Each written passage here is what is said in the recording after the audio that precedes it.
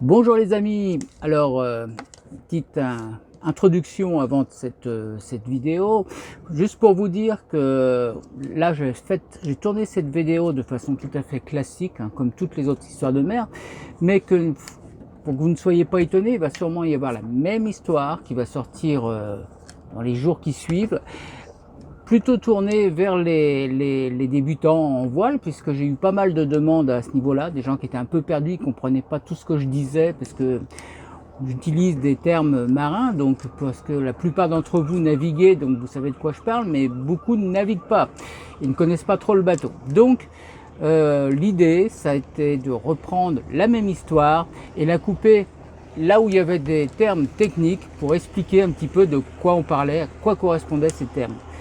Voilà, donc sachez, pour ceux qui ne sont pas navigateurs, qui ne connaissent pas les termes, qu'une vidéo va bientôt sortir sur la même histoire et que là vous pourrez la couper et comprendre les termes techniques. Et puis pour les autres, celle-ci est tout à fait comme d'habitude. La croisière estivale s'annonce paradisiaque. L'équipage, qui navigue depuis plus de 25 ans, a bien préparé sa croisière de 4 semaines aux îles Baléares.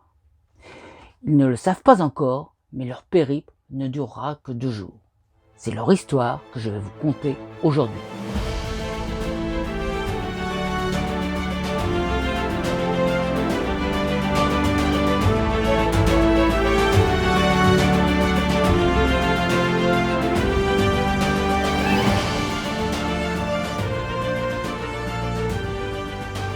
Il est 8h30 ce vendredi 9 juillet 1993 quand Henri et son épouse quittent le port de Marseille sur leur voilier, un Mélodie de 11 ans. Les prévisions météo sont bonnes. Le bulletin météo prévoit un vent de sud-est 20-25 nœuds pour la journée, tournant sud à sud-est en faiblissant 10-15 nœuds dans la nuit. Puis, dans la journée du samedi, la tramontane devrait souffler 15-20 nœuds de nord-ouest. La première journée de navigation est agréable sous grand voile à un ris et 3 tours d'enrouleur au génois. Le bateau au près avance vaillamment à 5-6 nœuds. Le Mélodie adore remonter au vent et ça se voit. Dans la soirée, son épouse subit les premiers signes du mal de mer. Ça lui arrive quelquefois en début de croisière. Henri comprend qu'il devra assurer seul la navigation jusqu'à Mahon, aux Baléares. Mais cela ne l'inquiète pas vraiment, car il a déjà effectué la traversée continent Corse en solitaire sans aucun problème et le Mélodie est parfaitement équipé. 15 heures après 160 milles de navigation au près, le vent tombe comme bien souvent avant la renverse prévue par la météo. Henri n'est pas mécontent de bientôt retrouver une allure plus confortable et de se laisser porter par le vent jusqu'à Minorque. Progressivement, le vent du nord passe de 5 nœuds à 30-35 nœuds. La mer peu agitée devient agitée à forte en quelques heures. À 20h, la météo de France Inter annonce que la tramontane est bien au rendez-vous, mais bien plus forte que prévu. Les vents souffleront à 30-40 nœuds avec des creux de 3 à 5 mètres. Henri n'est pas inquiet, le Mélodie marche à 7 nœuds, ce qui fait que Minorque n'est plus qu'à 3 heures de navigation. Le pilote automatique a jusqu'à présent parfaitement mené le Mélodie, mais vu la hauteur des vagues et la fréquence des déferlantes de plus en plus puissantes et croisées, Henri décide de se faire plaisir en barrant le bateau. Avec 2 ris dans la grand voile et l'équivalent d'un Foc 2, le bateau surfe jusqu'à 9 nœuds sur des vagues de 3 quarts arrière. 21h30, Henri aperçoit le relief montagneux de Minorque et l'éperon caractéristique du cap Caballeria. Ça sent bon le port et la fin du calvaire pour la femme d'Henri, toujours allongée sur sa couchette. La nuit n'est pas loin. Henri réactive le pilote et descend à la table à cartes pour consulter les instructions nautiques pour le passage de la presqu'île de la Mola et l'entrée dans le chenal de Mahon. C'est alors qu'il s'apprête à remonter qu'un puissant grincement se fait entendre. Malgré le frein de baume, un violent empannage vient de se produire. Il sort précipitamment. La grand voile est dans les barres de flèche, le vide-mulet est cassé. La toile risque à tout moment de se déchirer, il faut affaler au plus vite. Henri fait remonter le bateau au vent de travers pour faciliter la manœuvre, mais il lui faut une bonne demi-heure pour ferler la baume et la grand voile dans les filières. Il est 22h30, le bateau reprend sa route, mais la vitesse est tombée à 5 nœuds. Henri relâche quelques tours de génois pour redonner de la puissance et une vitesse de 7 nœuds au bateau. La nuit est tombée.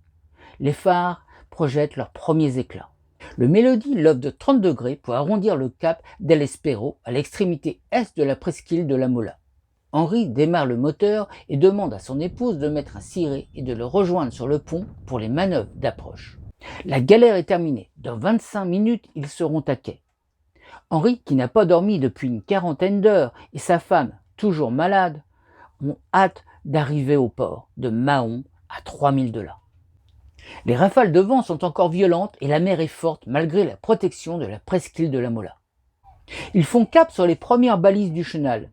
Avec l'effet de relief, le Mélodie, jusqu'à présent au vent de travers, se retrouve bout au vent. Le Génois est encore roulé de quelques tours et il bordait à plat. La première bouée avec son feu vert n'est plus qu'à quelques dizaines de mètres sur tribord quand soudain le moteur s'arrête. La nuit est d'encre, il souffle un bon vent de 7 à 8 Beaufort. Les creux atteignent 4 mètres. Heureusement, le Mélodie tient le coup sous Génois seul. Mais il faut réagir vite. Henri essaye de relancer le moteur, mais en vain. Il fonce à l'intérieur pour réamorcer le circuit de gasoil avec la pompe à main et remonte dans le cockpit. Essaie de nouveau de démarrer, mais sans succès. Il n'a plus le temps pour un nouvel essai, car il voit la première balise verte passer de tribord à bâbord, ce qui veut dire qu'il dérive rapidement vers la côte rocheuse. Henri choque les coudes de Génois pour essayer de virer. Mais cette manœuvre accentue sa dérive et le bateau refuse de changer de bord. Et c'est le choc. Le bateau talonne 2 fois, bousculé d'un bord sur l'autre par les vagues. Henri descend dans la cabine pour lancer un mayday, mais trop tard. Il sent le bateau se soulever et retomber dans un craquement sinistre.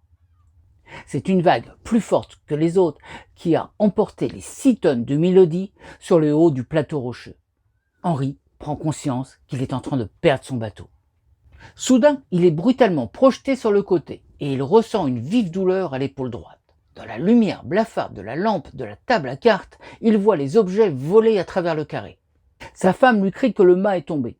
Henri remonte sur le pont. Heureusement, son épouse est indemne. Le bateau se fait bousculer par les vagues et le mât qui gît sur le pont glisse doucement vers le cockpit, risquant de les entraîner à la mer. Il faut évacuer. Malgré sa douleur à l'épaule, Henri réussit avec difficulté à sortir la survie rangée dans le coffre du cockpit et à la basculer à la mer. Il tire sur la sangle pour percuter la bouteille et avec soulagement, il la voit se gonfler aussitôt. Sa femme embarque juste avant qu'une nouvelle vague emporte violemment la survie. Toujours retenus par la sangle frappée au balcon, ils sont séparés par 20 mètres d'eau écumante. Henri se jette à l'eau et nage vers le radeau. Sa femme l'aide à monter à bord, car elle ne peut plus lever son bras droit, qui est de plus en plus douloureux. La survie est transformée en baignoire. Immobilisée par la sangle qui la retient au bateau, elle est submergée à chaque vague. Ils aperçoivent la coque du Mélodie, à demi immergée, qui agonise. Des débris de toutes sortes dérivent vers eux et risquent à tout moment de percer la survie. Il faut absolument se libérer. Mais impossible de trouver le couteau pour couper l'amarre. Ils se précipitent sur le sac où se trouve le matériel de survie du radeau et finissent par trouver une paire de ciseaux dans celui de la pharmacie. Pendant ce temps, un voilier a dû s'apercevoir du drame car il stationne à quelques encablures de là. Cependant, il reprend bientôt sa route en direction du port, sans doute pour donner l'alerte. Ils sont de nouveau seuls. Ils coupent l'amarre qui les reliait au Mélodie. Ils sont persuadés que la mer va les pousser vers le port et qu'ils seront rapidement secourus. En effet, ils dérivent vers l'entrée en longeant la côte nord. Arrivés dans le chenal, ils amorcent un changement de direction et repartent vers le large, emportés par le courant d'air provoqué par le goulet. Ils veulent absolument rester dans le chenal où il sera plus facile pour les secours de les trouver. Ne trouvant pas d'ancre flottante, ils jettent à la mer tout ce qui est relié au canot. Bouées, sacs vides, poches d'eau pour ralentir leur dérive. Avec les 2 petites pagaies trouvées au fond du canot, ils passent d'une survie passive à une active. Sans relâche, ils pagaient, mais malgré leurs efforts, ils continuent de dériver vers le sud. Au loin, ils aperçoivent l'entrée du petit port de Saint-Estève et passent tout près d'une bouée, mais sans pouvoir la rejoindre. Tout en continuant de pagayer vers la côte rocheuse, dont ils devinent la frange d'écume, l'angoisse les envahit. Au-delà, c'est le noir absolu, le large. À coups de pagaie, mètre après mètre, ils se rapprochent. Ils distinguent des rochers et une large tache claire quand la vague se retire. c'est là qu'il faut accoster. Henri décide alors de se mettre à l'eau et de nager vers cet endroit tout en restant attaché au radeau grâce à un filin d'une dizaine de mètres trouvé dans la survie. Son épaule lui fait toujours mal, mais sa volonté est largement supérieure à sa douleur. Sa technique est simple, il se laisse porter par la vague, puis nage rapidement une fois qu'elle est passée, faisant successivement rôle d'ancre flottante et de remorqueur. Il parvient enfin à atteindre le plateau rocheux. Il frappe le cordage sur le rocher et rapproche le radeau dans les déferlantes. Sa femme saute de la survie, les bottes de Henri à la main. Une nouvelle vague les submerge et emporte la survie. Elle sera retrouvée le lendemain au même endroit, déchiquetée. Après 1 heure de marche à travers le maquis, ils atteignent les premières maisons de Saint-Estève. Dans l'une d'elles, une famille termine une soirée entre amis. Ils sont surpris de voir entrer Henri et son épouse, rouges, trempés et poussiéreux. Après leur avoir raconté leur histoire, ils sont accueillis chaleureusement par toute la famille qui met à leur disposition leur salle de bain et les habille de sec. À 3 heures du matin, la Guardia Civile, prévenue par téléphone, les conduit à l'hôpital pour examiner l'épaule d'Henri. La radio révélera une fracture. Dès le lendemain après-midi, avec un ami plongeur en escale au port de Mahon, Henri loue un bateau à moteur pour retourner sur le lieu du naufrage.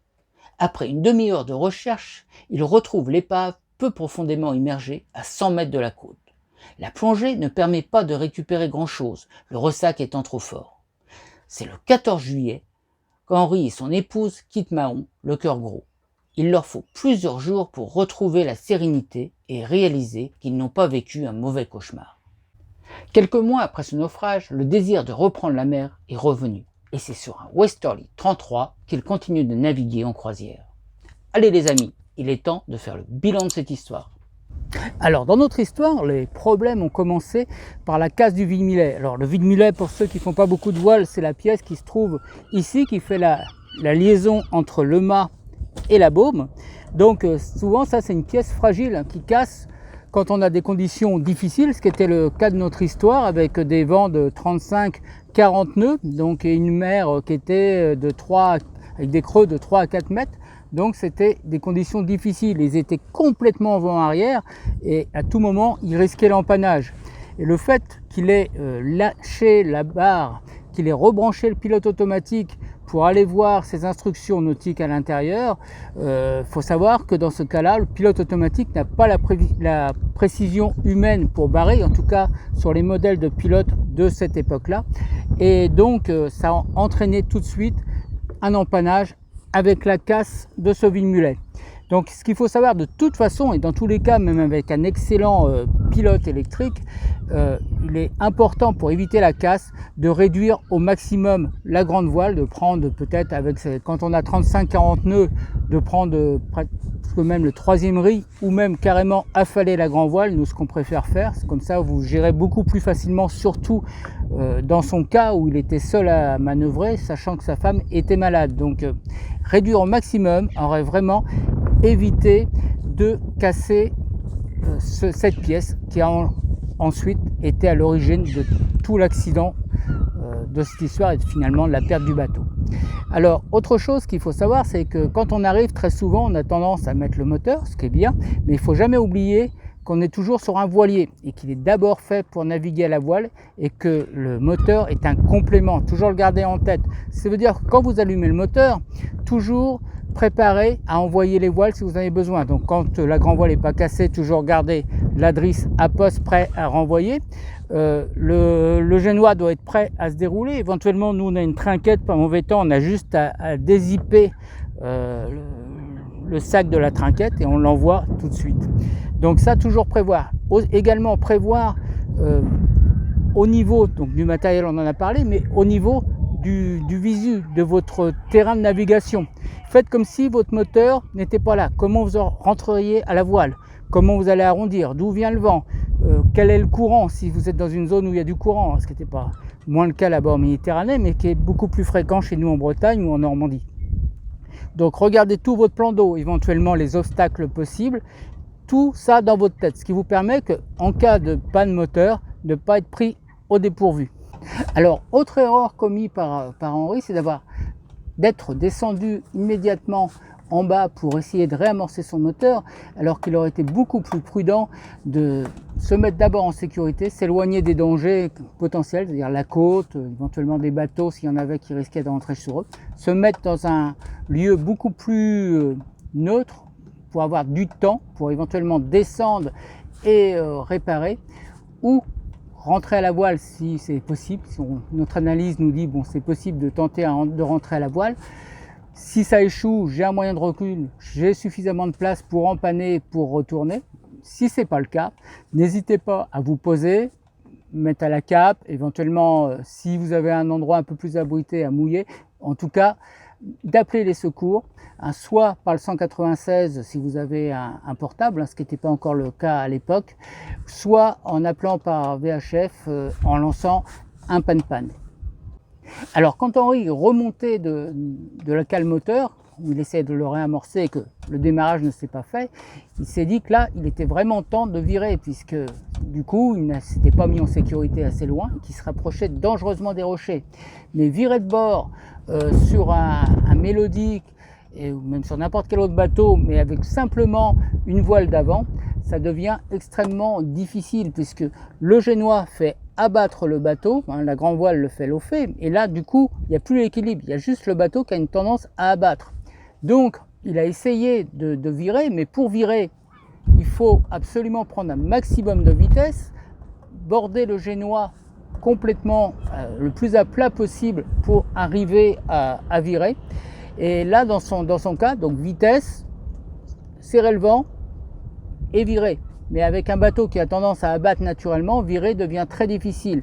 Surtout qu'il avait des winches qui n'étaient pas ceux qu'on a maintenant avec des bloqueurs. Il était obligé de tirer d'un côté, border de l'autre. Rappelons-nous qu'il était toujours tout seul dehors, sa femme étant toujours à l'intérieur. Donc il fallait qu'il gère sa barre, il fallait qu'il gère le fuck à virer.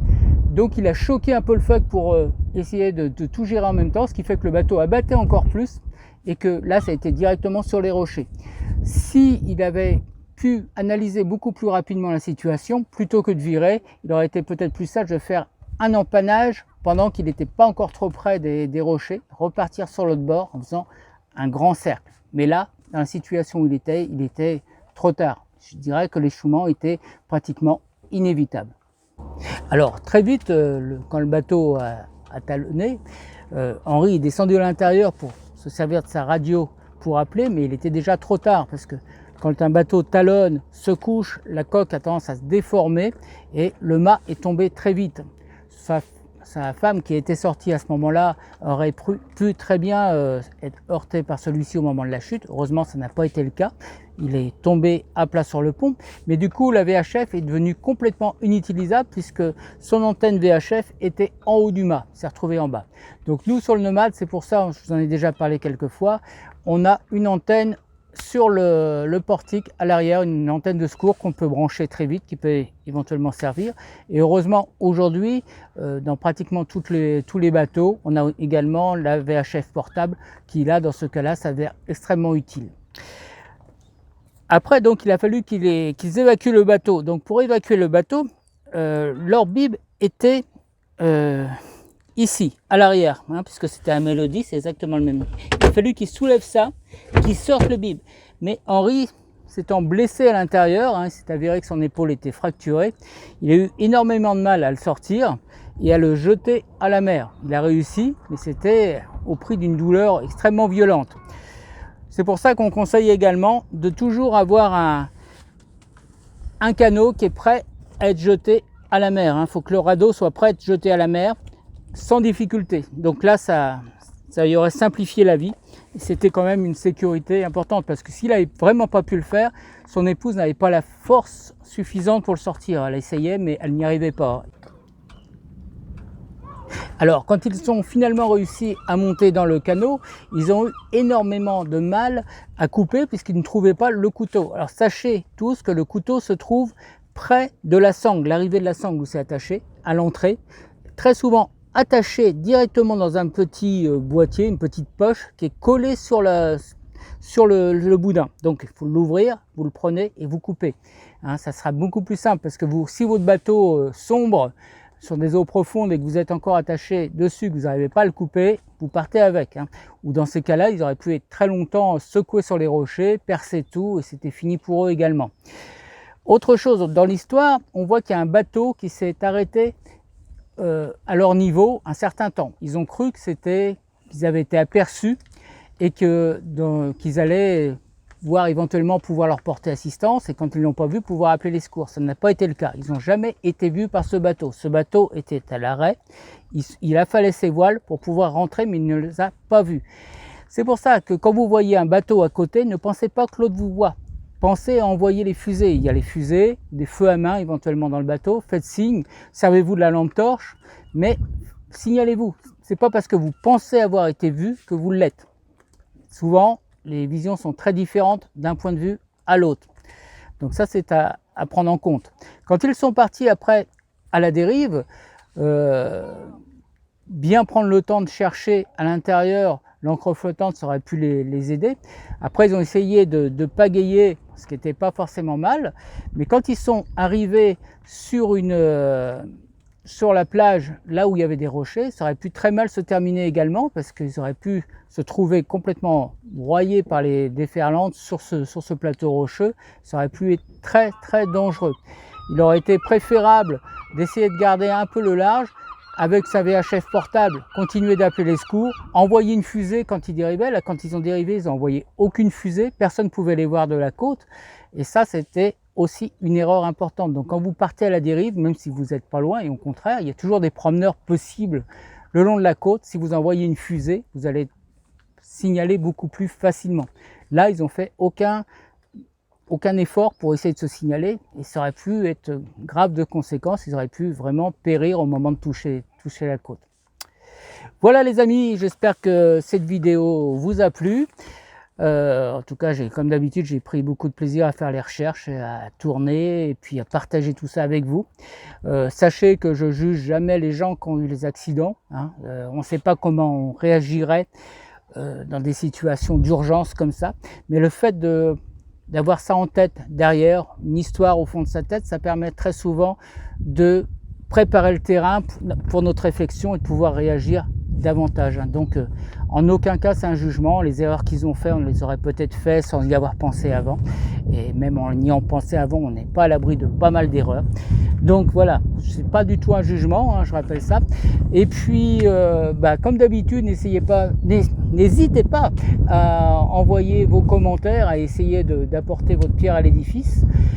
Et je vous souhaite à tous des belles navigations pour l'été. N'hésitez pas à vous abonner et à appuyer sur la petite cloche si ce n'est pas déjà fait. Comme ça, on pourra continuer de partager plein de choses ensemble. Et je vous dis bonne nav à tous et à bientôt.